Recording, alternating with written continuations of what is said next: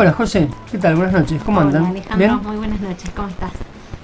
Estamos con una invitada especial en el piso, que ya vamos a presentar en breve. Exactamente, vamos a tener un programa hoy para conversar y sobre la cultura, sobre los pueblos originarios, sobre la ley que mencionabas de comunicación audiovisual.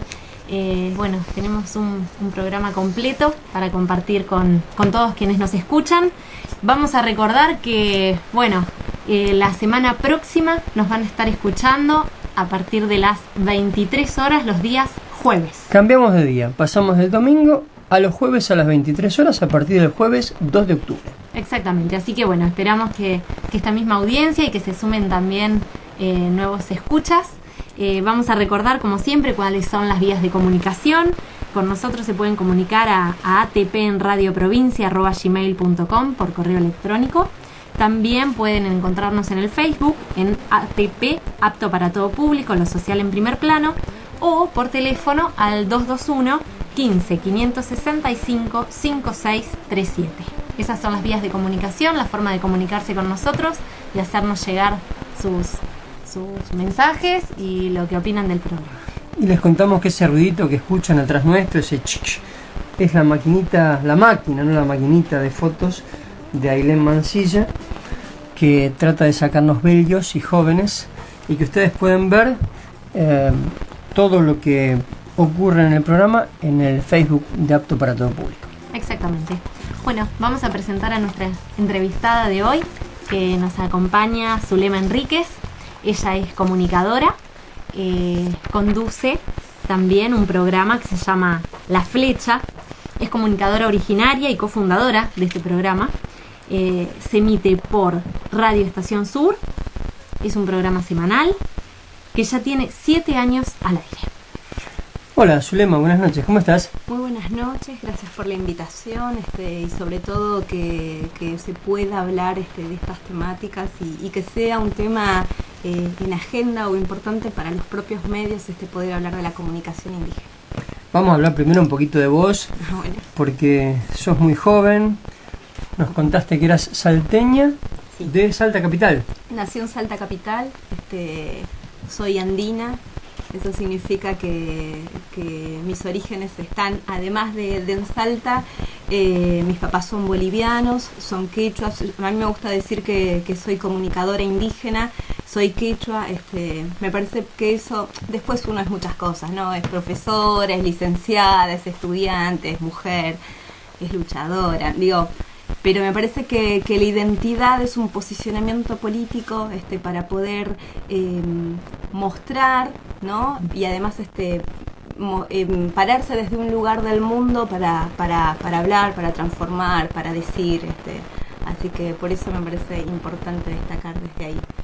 ¿Y siempre te sentiste comunicadora o te hiciste comunicadora por alguna circunstancia particular de tu vida? No, bueno, yo soy licenciada en comunicación social y soy docente y esto de comunicadora me parece que es mucho más amplio, ¿no? De estudiar periodismo, de haber elegido una carrera. Yo mientras estaba estudiando periodismo me acerqué a la temática fundamentalmente porque encontré primero como una necesidad de que estos temas no estaban en agenda, entonces era necesario cubrirlos. Pero después me di cuenta que en realidad me acerqué a ellos porque forman parte de mi identidad y de mis orígenes. Entonces empiezo, además de cubrir esto, a trabajar con hermanos y comunicadores indígenas que no pasaron por una facultad ni una universidad y que hacen su trabajo desde hace muchos años. La comunicación indígena es una herramienta fundamental, no solamente en Argentina, sino en toda la Vía Yala, como me gusta decir, en toda América, y desde ahí empiezo a sentirme una par de ellos trabajando a la par.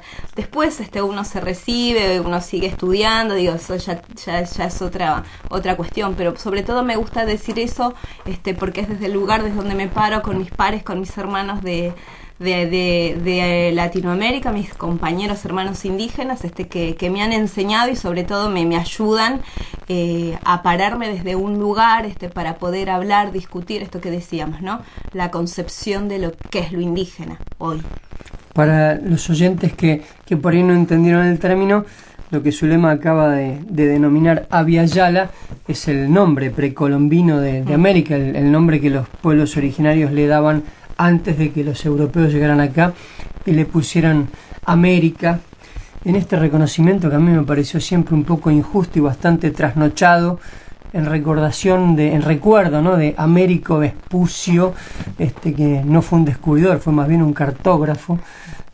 Otros pueblos le podíamos haber puesto, no sé, Cristobalina o... Tranquilamente, sí. Pero bueno, Abya Yala es el verdadero nombre de nuestro continente antes que llegáramos los europeos a conquistarlo, a colonizarlo, a desangrarlo durante 500 años, ¿no? Uh-huh. Es que el lenguaje es una herramienta fundamental también, ¿no? De colonización, por supuesto, pero también para nosotros debe ser de deconstrucción y descolonización. Digamos, transmitir esto que es pequeñito, que seguramente muchos oyentes por ahí no lo saben, muchos otros sí, pero incorporarlo, darlo a conocer, explicar, instalar, escuchar que hay otras lenguas originarias de este territorio, como el quechua, como el aymara, como el guaraní, como el mapuzungún, significa ver la necesidad y la existencia de otros pueblos, de otras costumbres, de otros idiomas. Entonces, me parece que el lenguaje es algo fundamental para que nosotros empecemos a situarnos desde otro lugar y entendernos como un estado pluricultural, multicultural fundamentalmente. Y hablando de la comunicación con Josefina y con Florencia, mientras preparamos el programa, nos hacíamos una pregunta sobre el volumen de esa comunicación, porque hace unos años hubo una investigación de la Universidad de Buenos Aires y arrojó un dato muy impactante que los medios masivos de comunicación, algunos promocionaron bastante, otros menos, pero decía que el 53% de los argentinos tenían sangre indígena, cuando lo que la cultura dominante nos marca siempre es que los argentinos venimos de los barcos, ¿no? Que somos básicamente un crisol de razas, esta cultura europea que preconizaba Sarmiento cuando decía que no había que ahorrar sangre de indio ni de gaucho para crear un país distinto, ¿no? ¿Cuántos son realmente los descendientes o los que se reconocen en la Argentina como pertenecientes a los pueblos originarios? Mira, el censo del 2010 da otra cifra que no sé, la encuesta complementaria, digo, muy distinta por un lado, mucho menor a la que dice esta investigación, que por otro lado ha sido muy deslegitimada también, ¿no?, por algunos sectores, sobre todo entendiendo de si el censo da otra cosa, cómo puede ser que estos investigadores del CONICET digan otra. En definitiva, me parece que hay una cuestión muy importante y es entender la realidad que hoy está viviendo el Estado argentino a partir de las identidades indígenas, entendiendo el contexto histórico, por supuesto de Argentina, pero también del resto de Latinoamérica. En ese contexto hay un proceso muy importante de los indígenas, de esta autodefinición, de esta resignificación de la identidad, ¿no? Mucha gente en este último tiempo, sobre todo, ha transformado esa identidad y ese reconocimiento. Solo les doy un ejemplo. Un sector importante de la población argentina, migrantes bolivianos, que estaban constituidos a lo largo de los últimos 20 años y 10 años en centros culturales, asociación de residentes bolivianos, organizaciones civiles, en los últimos años, en los últimos 10 años, en los últimos 5 años, ha cambiado esa organización y se han convertido en comunidades quechuas y aymaras.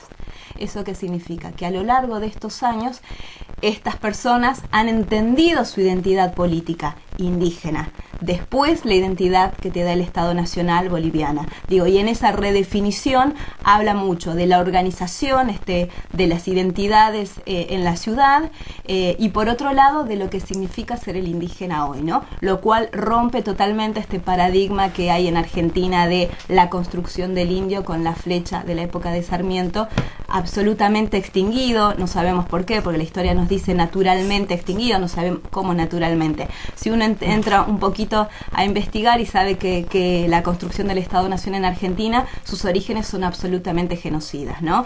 El Estado-Nación ha sido conformado bajo políticas del Estado, como la campaña del desierto, que han sido exterminar al otro distinto, en este caso el indio, justamente para construir una hegemonía cultural, política, social, con orígenes absolutamente europeos, ¿no? Eliminando el indígena. No solamente la Patagonia, sino Chaco, nuestro norte también, con todo lo que eso ha significado. Entonces, desde allí viene una construcción muy fuerte de la identidad nacional argentina con orígenes en Europa, crisol de razas, ¿no? Esto que vos decías.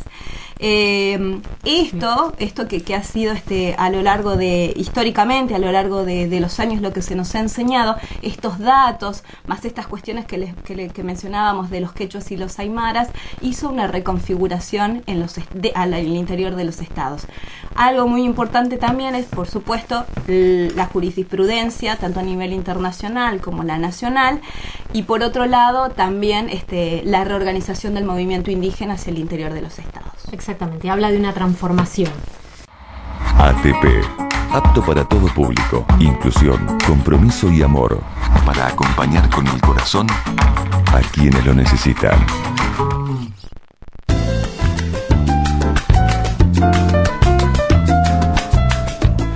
Bueno, continuamos de vuelta en este segundo bloque con Zulema Enríquez. Estamos con ella, que es comunicadora originaria.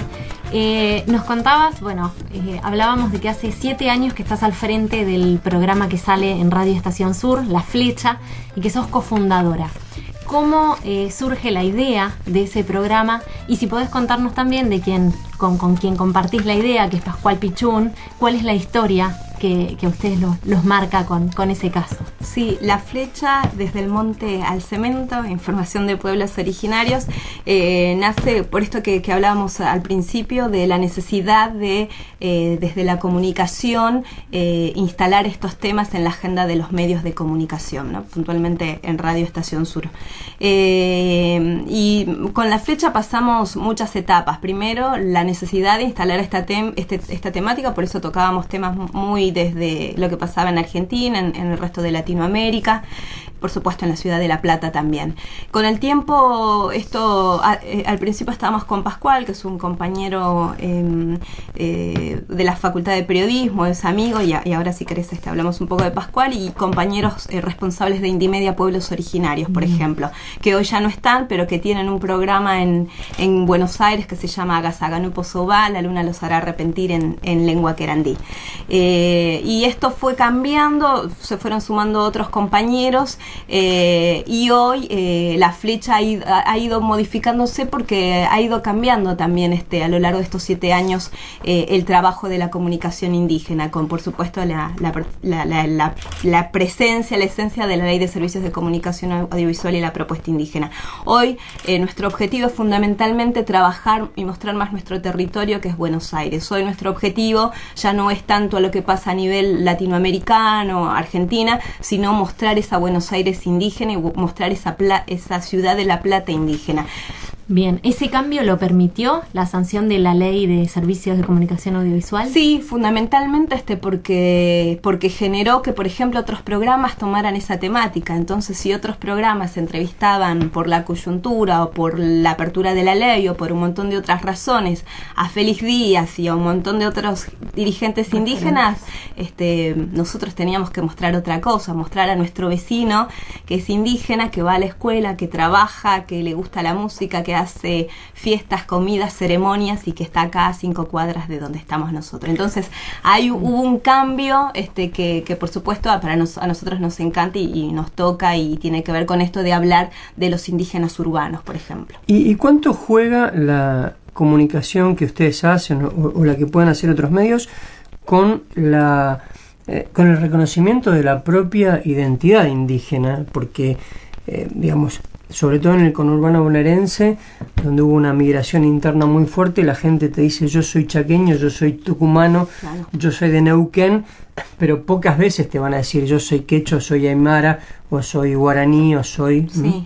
Bueno, eso es un proceso largo que Argentina se debe, a diferencia de otros países como Bolivia, por ejemplo, como Ecuador, como Venezuela. Pero tiene que ver, por supuesto, con las características, ¿no?, de cada país. Y es un proceso que las organizaciones indígenas se lo han dado hacia el interior. La Ley de Servicios de Comunicación Audiovisual también fue una herramienta importante para eso, para trabajar hacia el interior de las organizaciones, de las comunidades, este autorreconocimiento indígena, que no signifique estigmatización ni vergüenza, sino todo lo contrario, que sea una herramienta de empoderamiento para poder hablar, hacer comunicación, mostrarse, hablar desde el lugar desde donde es uno, desde su pueblo, desde sus vivencias, desde su música, desde la cultura, desde la comida, como formas de resistencia también. Entonces creo que en los últimos años esto ha cambiado mucho y tiene que ver por varias cuestiones, ¿no?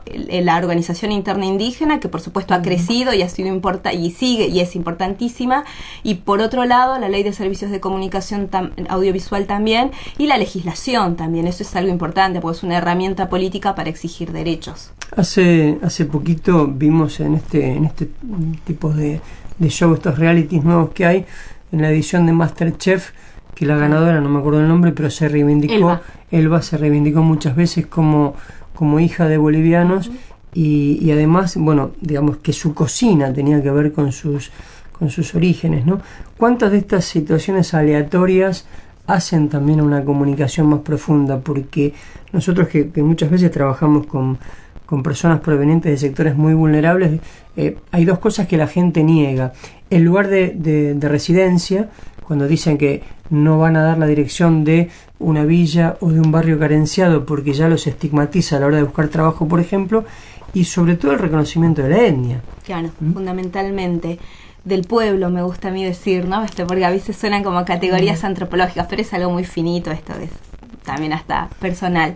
Sí, y creo que tiene que ver los medios y la comunicación, por eso es importante. Digo, cuando uno muestra en la televisión y muestra que la sopa de maní, que es comida típica boliviana, se resignifica desde otro lugar, digo, y eso tiene que ver con las construcciones que hay, ¿no? Donde la comida francesa, italiana y argentina, los mejores chefs elogian y premian a la comida indígena, histórica, y además de lo que significa la sopa boliviana, es de las comidas más típicas y también más de los sectores más pobres, ¿no? Más empobrecidos también, digo, que lo pongan en un lugar de los mejores platos del mundo, digo, tiene que ver con otras miradas también. Si querés acá desde el lugar más del entretenimiento, de lo que significan los medios de comunicación, los shows, pero digo, la comunicación es una herramienta política en ese sentido importantísimo, para romper la discriminación, la estigmatización, la vulneración de ese sector marginado,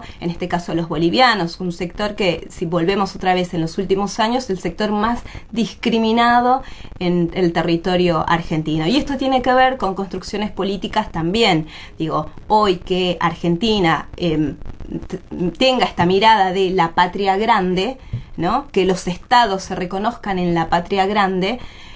Estamos hablando de Bolivia, de Perú, digo, de toda nuestra América. Tengamos un programa de gobierno, de documentación que se llame Patria Grande. O sea, digo, hay temas de la comunicación que no son menores. Sí, o una ley de migración que no reconozca la palabra extranjero. La palabra extranjero es estigmatizante, ¿no?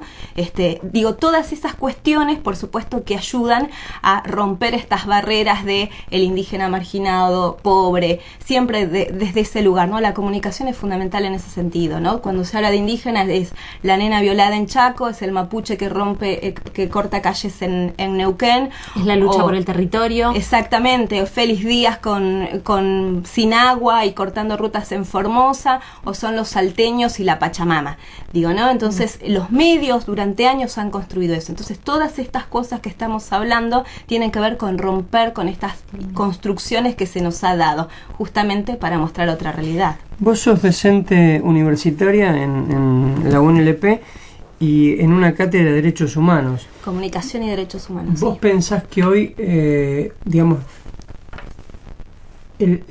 la masa del alumnado, hecho desde otro lugar, en general en la Argentina el término derechos humanos se estableció mucho también como una categoría para definir por ahí una cuestión que tenía que ver con presos políticos, desaparecidos, las madres, las abuelas. Y no hay una concepción de derechos humanos muchísimo más amplia, que también es una construcción de los medios, por lo menos para deslegitimar algunas luchas y también para encasillar, porque entonces si las madres y las abuelas solamente son derechos humanos, de alguna manera estigmatizamos los derechos humanos de las madres o las abuelas de los terroristas, ¿no? Hay una conciencia masiva en el alumnado con relación a los temas de los pueblos originarios. ¿Ustedes pudieron participar en el desarrollo de la currícula? ¿Cómo es este tema? Sí, claro, nosotros elaboramos y proponemos justamente esta perspectiva y esta mirada, ¿no? Nosotros entendemos que los derechos humanos son justamente el derecho a tener derechos, y parándonos desde ahí, ese lugar de entender a los derechos humanos, no solamente lo que nos ha enseñado de este pasado reciente, histórico, terrible, sino también entender la realidad hoy, ¿no? Nuestros derechos humanos hoy. Y ahí hay un gran desafío que tenemos y que estamos en ese proceso, que estamos avanzando al menos en ese sentido, ¿no? Con todas estas cuestiones, hablando no solamente de pueblos originarios, ¿no? Hay un montón de sectores que han sido marginados, olvidados, estigmatizados, violentados, y lo siguen siendo desde lo comunicacional. Entonces, nuestra perspectiva fundamentalmente es desde ahí, trabajar desde ahí con esa mirada, con esa construcción, y es un desafío y en ese camino estamos. Creo que la Facultad de Periodismo en ese sentido ha sido, es importante porque ha tomado decisiones respecto de eso. Nosotros venimos trabajando con pueblos originarios ya hace un tiempo y la facultad en ese sentido creo que ha hecho un aporte importante. Sí, brindó también su apoyo a Pascual Pichún cuando no llegamos a comentarlo, pero él estuvo exiliado en la Facultad de Periodismo luego de ser perseguido en Chile por encabezar también una lucha en su pueblo, sufrir de más represalias, persecuciones. Sí, su papá fue porque falleció ya un lonco en Chile, en Huelmapu, condenado por la ley antiterrorista, estuvo preso, exactamente. Y Pascual fue con los hermanos, todo por la lucha del territorio, ¿no? Y estuvo exiliado en Argentina, sí, la facultad le dio un reconocimiento de... Sí, y hoy en la facultad, por ejemplo, es la primera facultad, todavía no lo tengo confirmado, pero supongo, porque no he encontrado otros datos, que dentro de su currícula incorporado a la lengua quechua como una lengua, como una materia obligatoria, optativa dentro de su currícula, ¿no? Y eso no sucede siempre. Nuestras facultades, nuestras unidades académicas siempre proponen al inglés, al francés y otras lenguas, al portugués, y no a las originarias. El periodismo eso lo he incorporado este año y estos son los pequeños grandes avances necesarios, porque el mundo académico también, la ciencia también debe de construir desde ese lugar. Como ya tenemos que ir cerrando, siempre nos parece corto el tema, yo te quería hacer una pregunta, no para establecer estrictamente una comparación, pero desde el advenimiento de Evo a la presidencia de Bolivia, a mí me tocó estar en un acto muy significativo que fue el día antes de la asunción legal como presidente, estar en Tiahuanacu cuando los pueblos originarios le entregaron el bastón de mando. Yo tuve el honor que me invitara Valentín Mejillones a esa asunción. Bolivia reconoce que es una nación plurinacional, pluriétnica. Argentina en su constitución tiene una consideración tal vez un poco menor, dice que es pluricultural. ¿Cuál sentís vos que son las asignaturas pendientes en nuestro país para llegar a este reconocimiento, teniendo en cuenta lo que charlamos ahora, que hay 35 pueblos diferentes, que hay ¿cuántos idiomas? 14 lenguas. 14 lenguas diferentes. ¿Cuál te parece a vos que sería el logro buscable? Sí, como lo decíamos, Argentina es muy complejo en ese sentido, ¿no? Es muy compleja. Sobre todo por su concepción también, ¿no? A diferencia de Bolivia, por ejemplo, que es otro contexto. En Argentina hubo muchos avances importantes en los últimos 10 años, esos creo que ha sido fundamental, pero por otro lado también hay muchos desafíos y complejidades que Argentina tiene por desafío hacer y que son inmediatos, y fundamentalmente ese es el acceso al territorio, la lucha por el territorio. Hoy hay una ley importantísima, la ley de relevamiento territorial, que suspende los desalojos, pero sucede que en muchos estados, en muchos estados provinciales no se cumple. Tenemos en Tucumán un muerto, tenemos hace poquito en Santiago del Estero detenidos, en Formosa hay 5 presos huichís en huelga de hambre. Es una situación compleja lo que está sucediendo en Vaca Muerta, en Neuquén. El problema del territorio sigue siendo el tema fundamental para la complejidad de entender a los pueblos originarios, porque la ley existe, hay una ley importantísima, sancionada, pero no se cumple y tiene que ver con intereses provinciales políticos, poderes judiciales, poderes policiales y sobre todo económicos al interior de las provincias también, ¿no? Ahí hay un desafío impresionante que el Estado debe asumir y cumplir, ¿no? Que todavía es una deuda pendiente y que habla de algo básico, el acceso al territorio. Bien. Zulema, muchísimas gracias, creo que fue mucha información, pero sobre todo muy, muy clara. Sí, seguramente te vamos a volver a invitar para ampliar un poco todos estos temas. Muchísimas gracias por haber venido. Muchas gracias a ustedes por la posibilidad y por supuesto por hablar de estos temas en la radio pública, que es fundamental para entendernos en esta pluriculturalidad, multiculturalidad del Estado bonaerense, de esta Buenos Aires indígena. Gracias. Muchas gracias.